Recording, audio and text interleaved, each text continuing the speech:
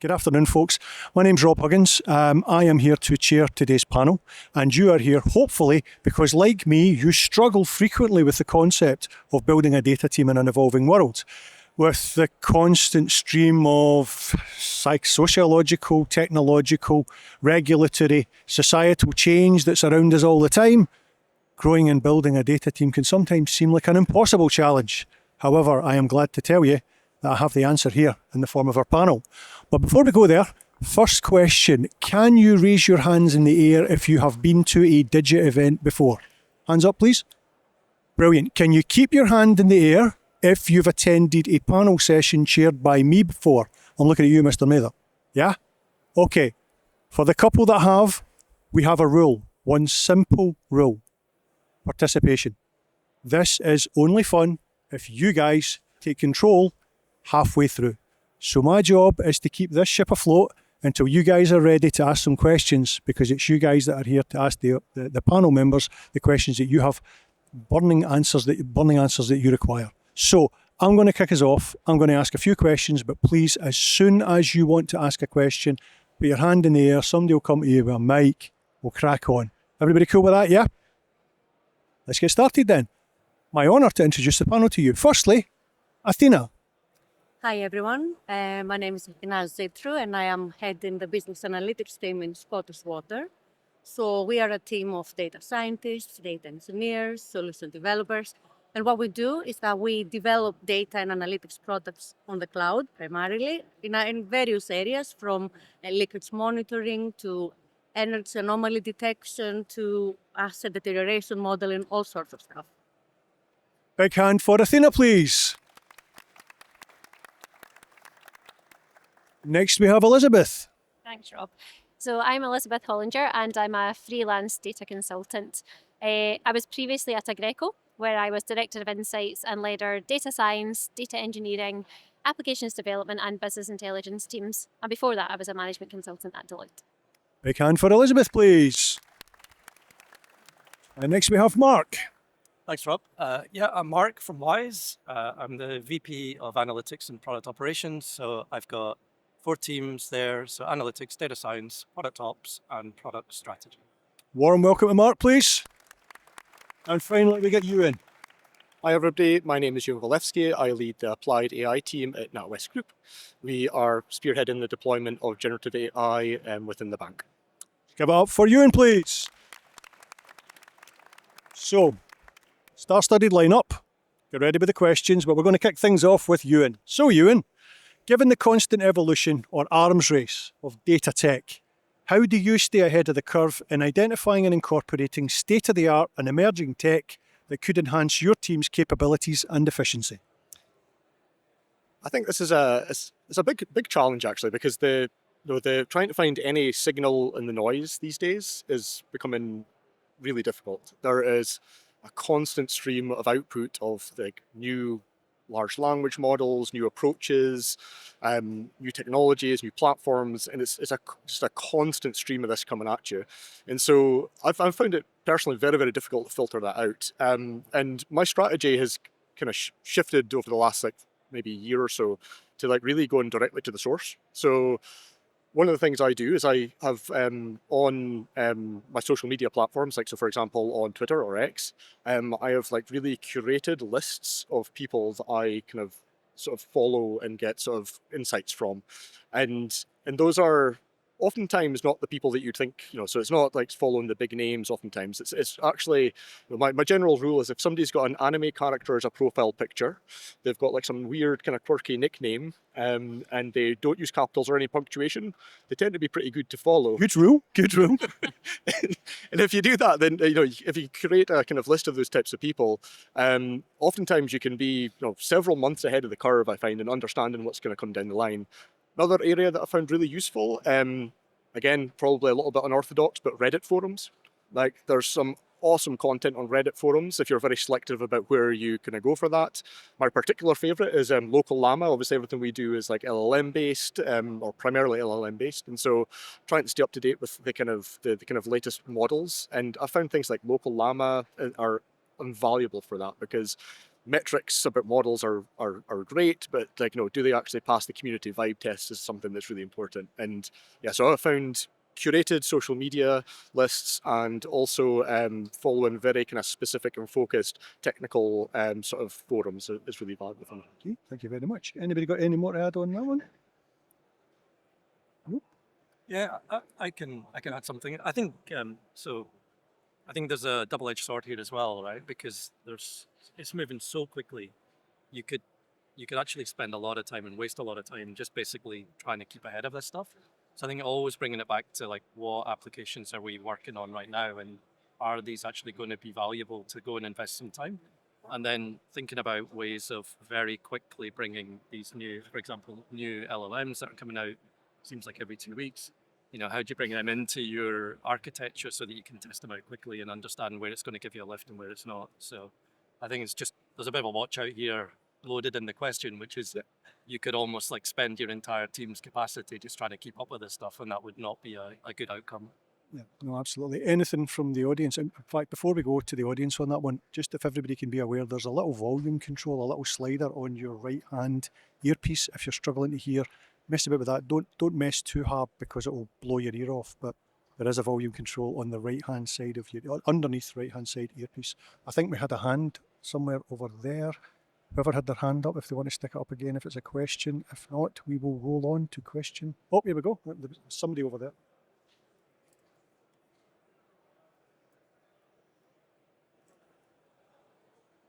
Somebody have a question? Nah, fella with the mic's wandering. Nah, okay, cool. Right, okay, we'll move on to Athena. Athena, acknowledging the rapid pace of change in the tech and data sectors, how do you promote a culture of continuous learning and development within your team and ensure that they stay in touch with your aspirations around innovation? So we're on the L&D trail. Yeah, thank you, Rob. So in my team, we do tend to talk a lot about our values, what are the things that we really believe in, and the principles within which we operate. And curiosity and learning are two things that we keep on coming back all the way back, discussing those, because ultimately what we are doing with data and analytics is about doing things differently, is about doing things in a smarter way, in a more effective way. That's all we talk about. And but practically though, because this is all about discussions, and practically we do things. For example, we have internal meetings where we talk about the things we're working on. And psychological safety is a really big thing in our team, and actually in general in Scottish Water, we refer to this quite a lot, because it is important to share experiences, have the feel comfortable to challenge, feel comfortable to come up with new ideas, and we need the space to do that. So through meetings, through open discussions, feeling comfortable, challenging each other. Of course, learning and having access to training, big thing. We do that across the organization, but we also, I'm very, very keen to provide specific training to my team. And that can be, of course, through webinars, through conferences, but through subscription platforms. In the area of data analytics, machine learning, you really need to be kind of continuously learning. But to be honest, I do give that a bit to my team. I always encourage them to come and talk to me about what they need, what they want, because I think we should all be getting a bit of ownership of what we do. And in Scottish Water, we have a new kind of, if you like, performance management, measurement framework. And we talk about our learning plans. Everyone, regardless of their role, they need to have a learning plan that we revisit. And this is important because we have a roots, we have a framework where we can formally recognize that learning is a good thing, innovating is a good thing, coming back to this and discussing this in that kind of way. I found that really, really valuable. But the last thing that I think has been a real game changer for my team is creating a kind of joint teams with our partners. So we have a range of strategic partners that we work with. So forming a team comprised both from external people and my people has been a really, really big thing, because my team were exposed to different ways of working, new technologies, new ideas, and that has really helped us understand that things have been done in different ways externally, and let's just talk about that and continuously develop. So I think just if we look at the response to both questions, in fact, before there was any to jump in on this one. Yeah, I Yeah, think- whoa, everybody. Oh, sorry. Cool. I think the only thing I would add to that is I totally agree with everything you said, Athena.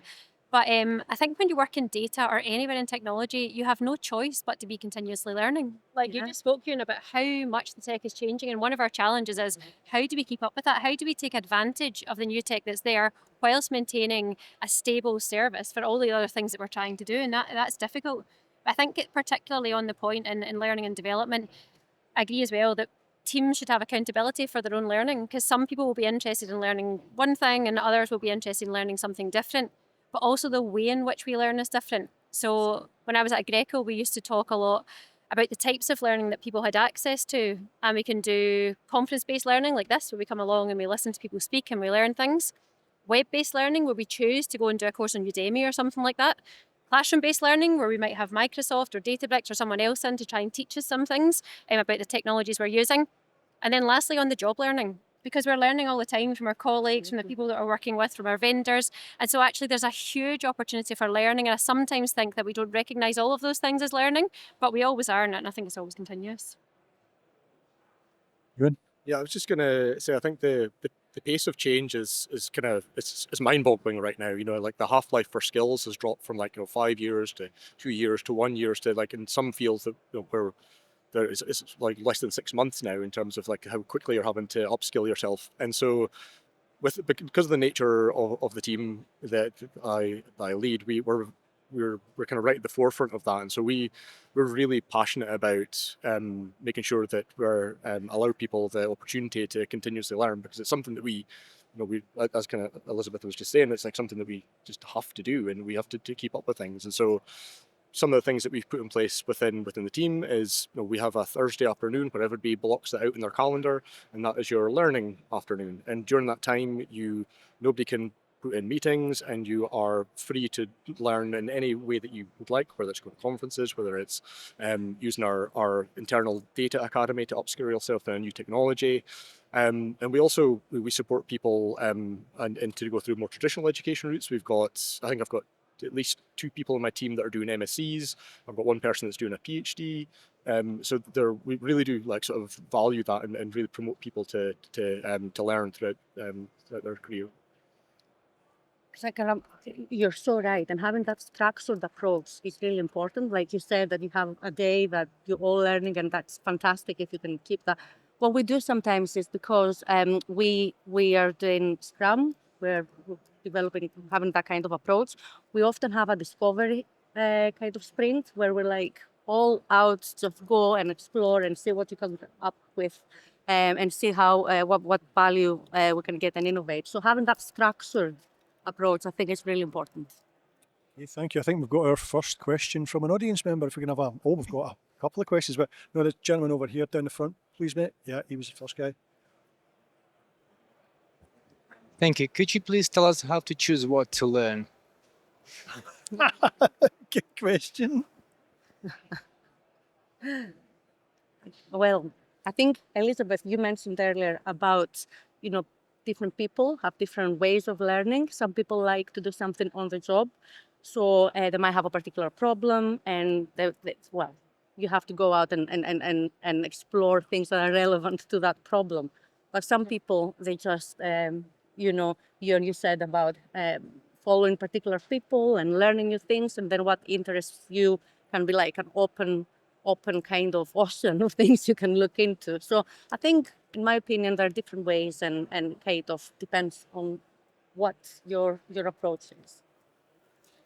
I would advocate putting in place a learning and development plan for yourself. So, work with your manager to figure out what your career aspirations are and how that aligns with the business that you're working in, and then put together a learning and development plan that allows you to achieve, get to where you want to go. I think, and that could be, perhaps you're a data scientist that wants to learn more about engineering, and so you spend some time working on a Udemy software engineering course to upskill in that area.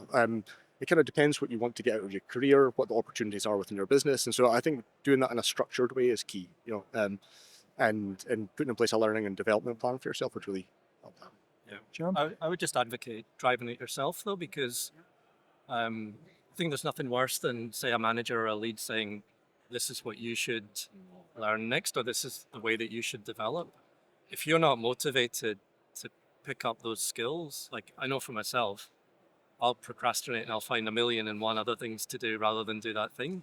So I think you have to be personally motivated to develop, because developing is quite hard, right? So I think very much the onus is on you as an individual to say that this is what you're excited about, this is what you want to learn, and then the conditions are right to then pick up those skills and apply them. So I'd really turn it around a little bit. I mean, you can obviously have a discussion with your lead about this, but I think my thesis is it should be driven by the individual. And I would just maybe add one more thing into. I agree with that too, and also what you want to learn and how you want to learn it.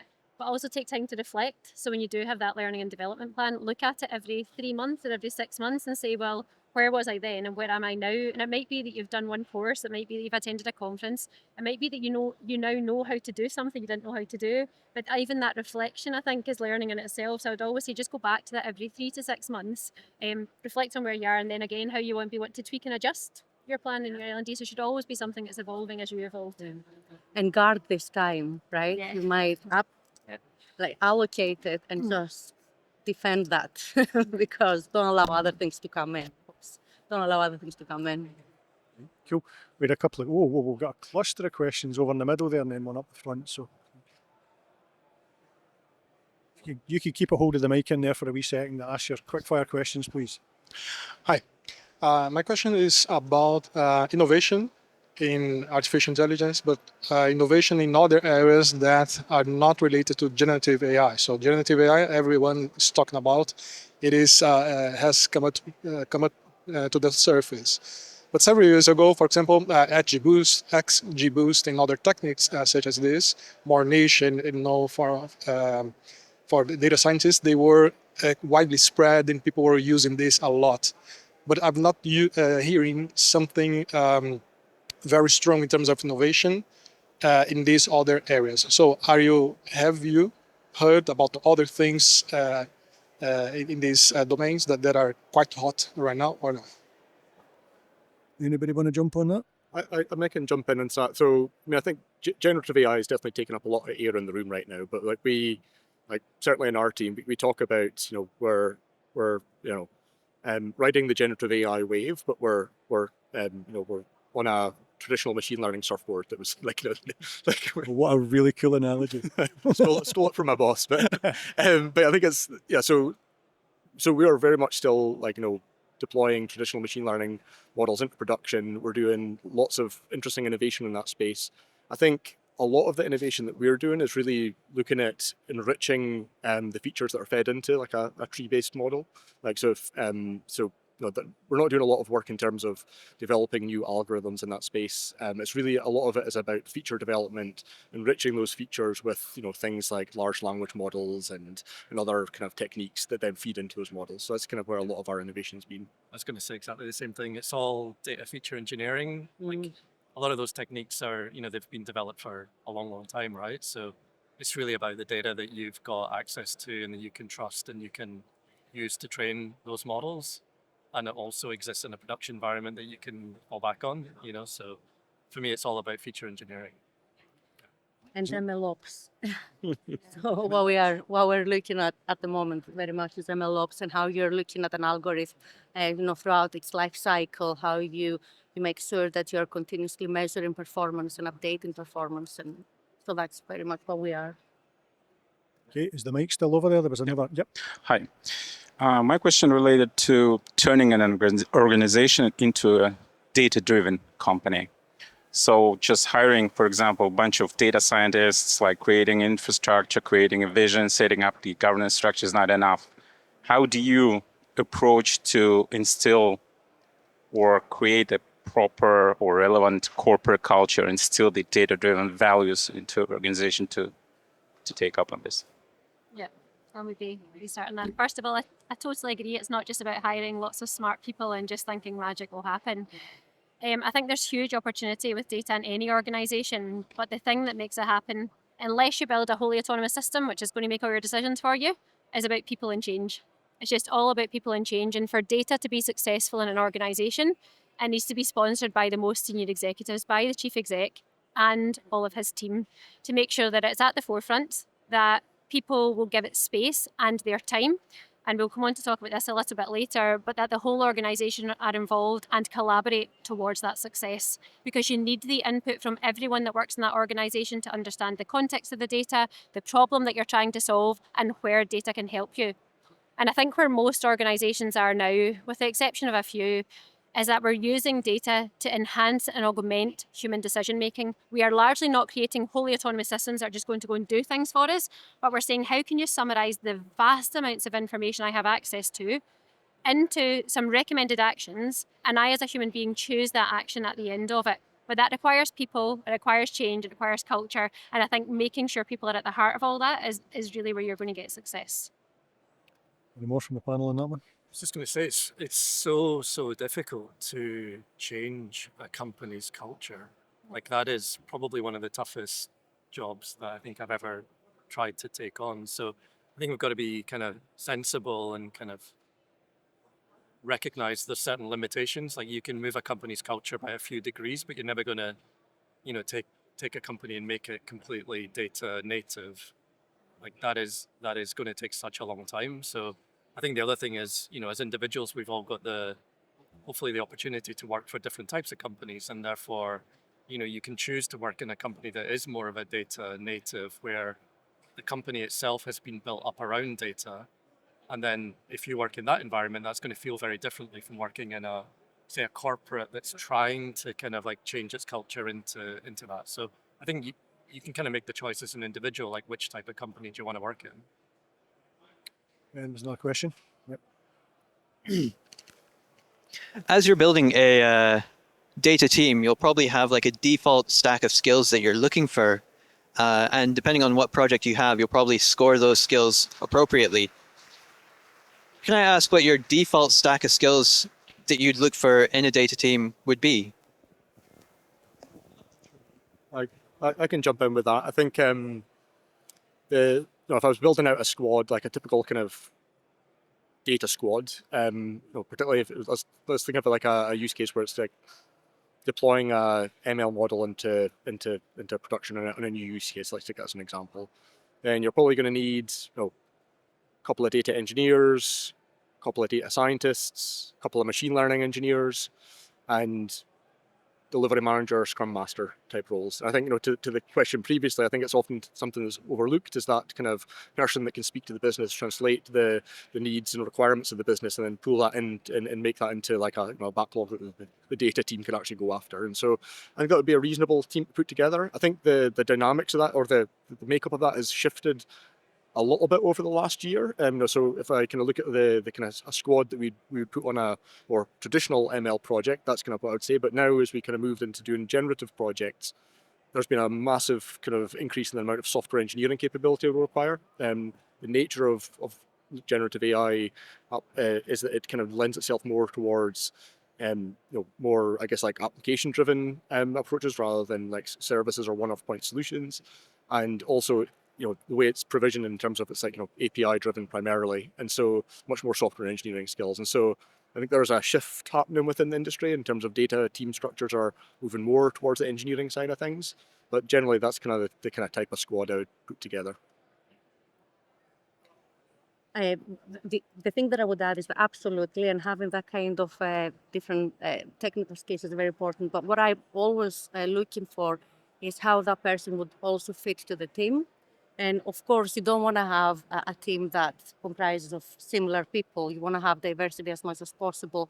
But at the end of the day, I think that a team that has a good time, that they spend a lot of time together, that they can communicate, I think it's really important. So I'm also looking at soft skills, not just, hard skills. There was another question from the front. Yep. Look behind you, the mic's behind you. Hi, thank you. My question was around learning. So, Athena, I think you mentioned some subscription-based platforms for learning. Yeah. Are there specific ones that you'd recommend specifically for tech skills? I think a lot of learning platforms tend to be very theoretical, but when you're learning a new technical skill, you want something that's a bit more practical. Sorry, second question as well, if that's okay. I think Euan mentioned around Thursdays and kind of blocking out some time for learning. How does that work when you have BAU work that's, you have deadlines? Is that space still sacred, or how do you protect that space, I suppose? So yes, there are specific platforms that we use, and I can share with you afterwards. But the thing is that they are still theoretical, right? So you go and you learn about like a method, I don't know, LangChain, whatever, and then you code at the same time, and you do that in a way that is not applied to a specific problem that you have.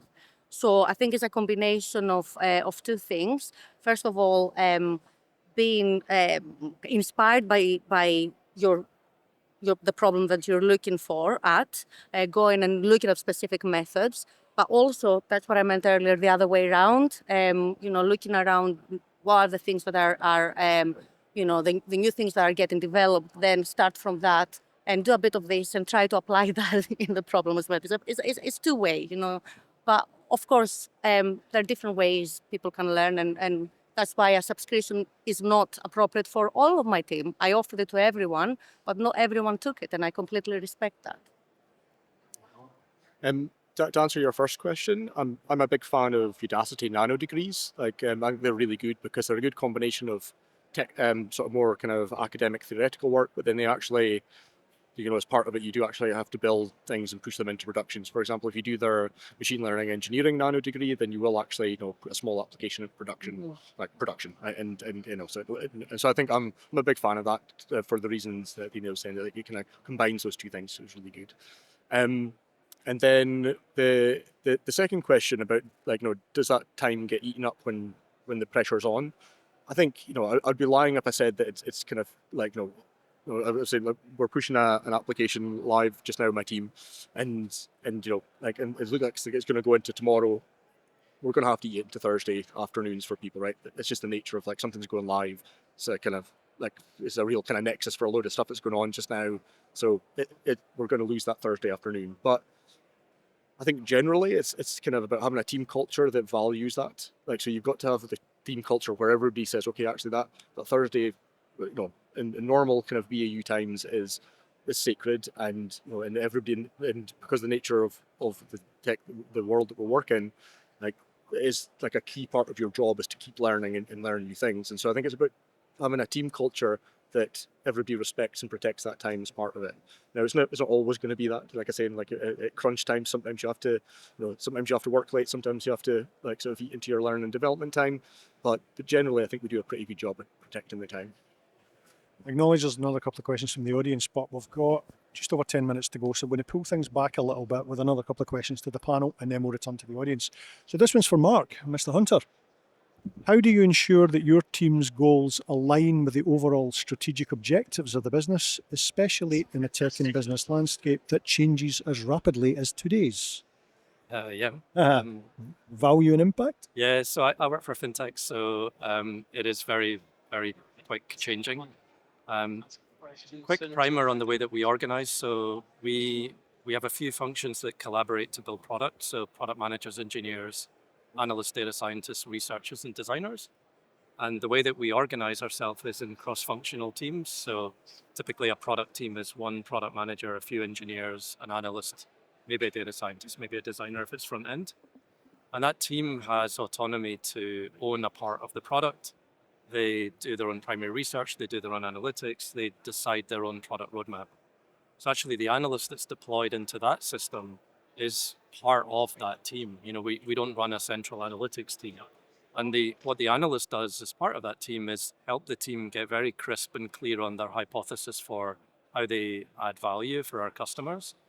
They try to make sure that all of the services that the team own, the data pipelines and data products are of good quality, and that they can build KPIs and metrics to understand what the current state is, but also track progress for our customers against these metrics. So I think the analyst is there to really help the team set direction and accelerate pace towards that, but also to hold the mirror up to say, are we really shifting the dial for our customers? So I think in that environment, there is no separation between the value that an analyst brings and the value that the team creates. It's more about trying to get good measurement on the value that the team creates overall. Anyone want to jump in on that one? Yeah, I think I'd absolutely agree, and I think that's an excellent way to approach it. And I would just always ensure that whatever you have as your data strategy is just wholly aligned with what the organisation is trying to do.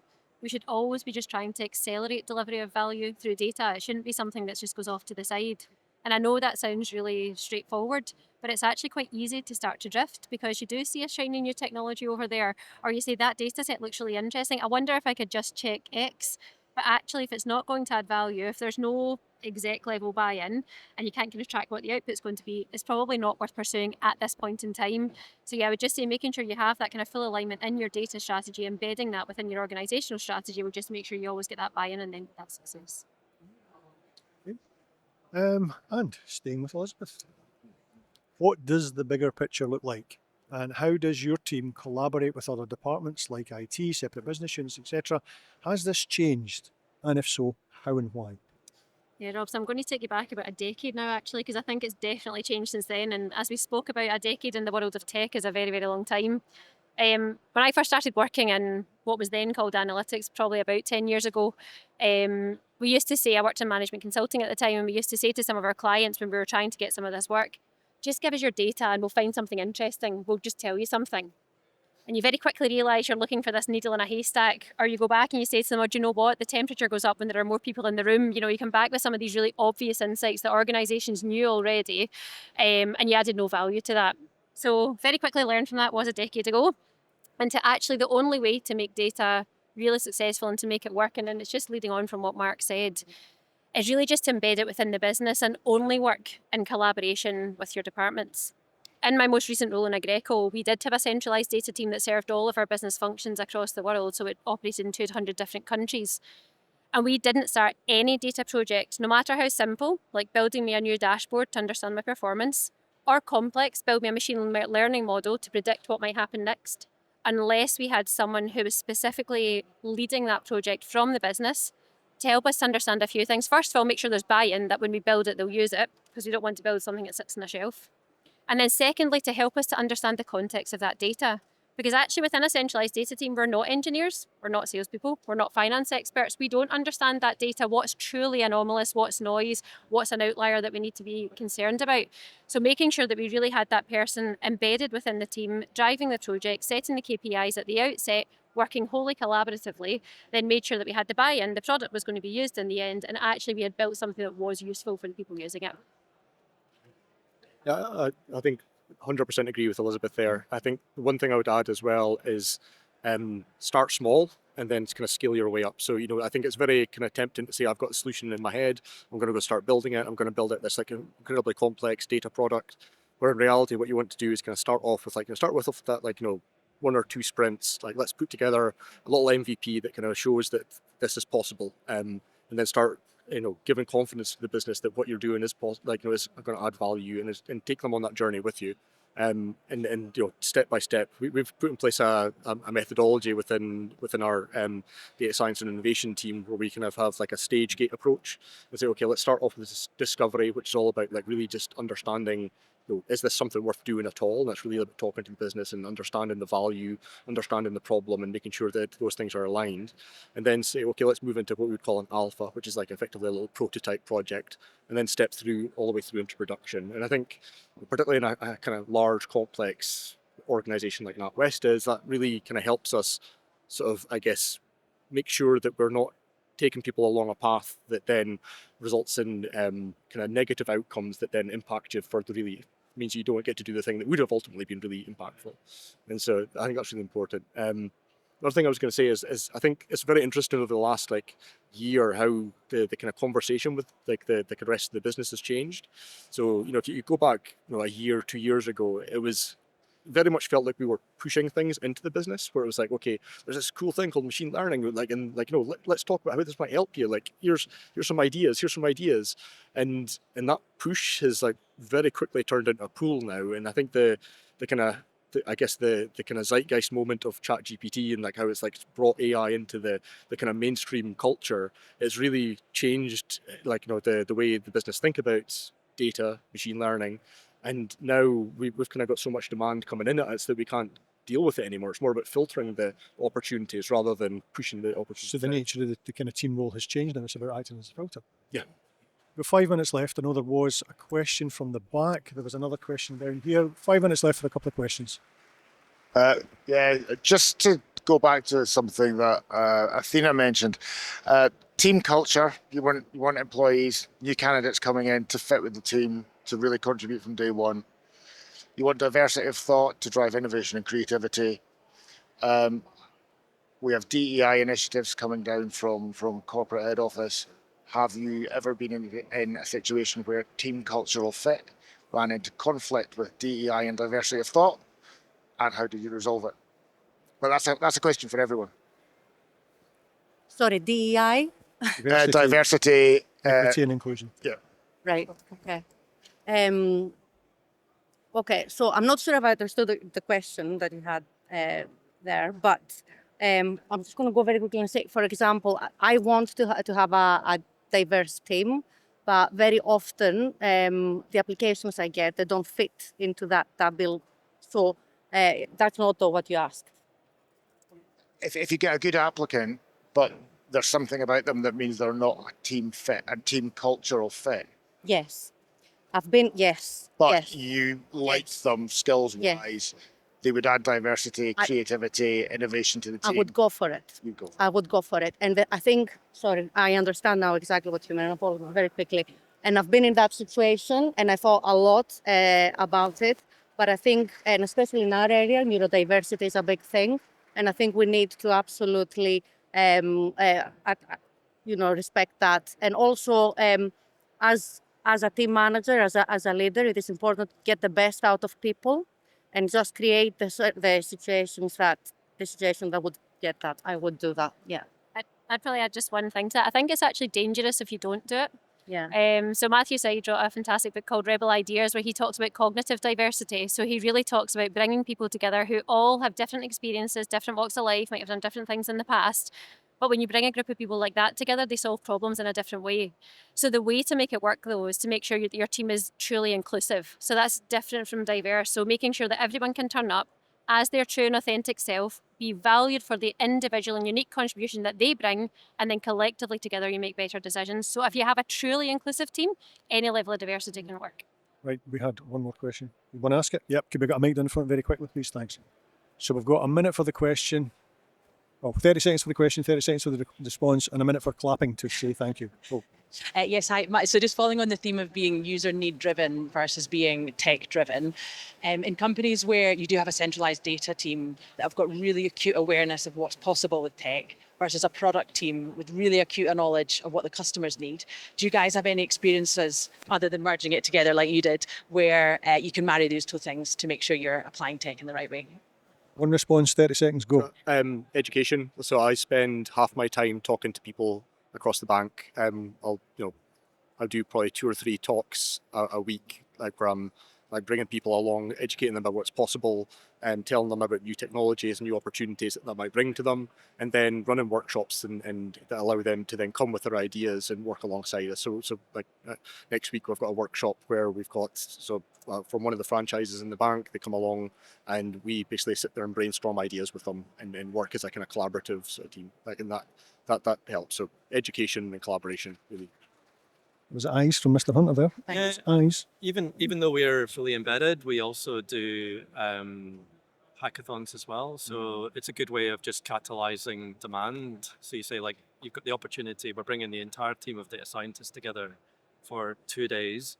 If you've got a cool idea, get it in and it might get worked on. Like, there's something to do with that kind of like, you might miss it. Like, it's almost like the FOMO, like really helps drive it. So that's quite a useful tactic as well. Okay. Thank you. Folks, they're going to kick us out of here right on now. So I would like you all to put your hands together, firstly for the amazing panel.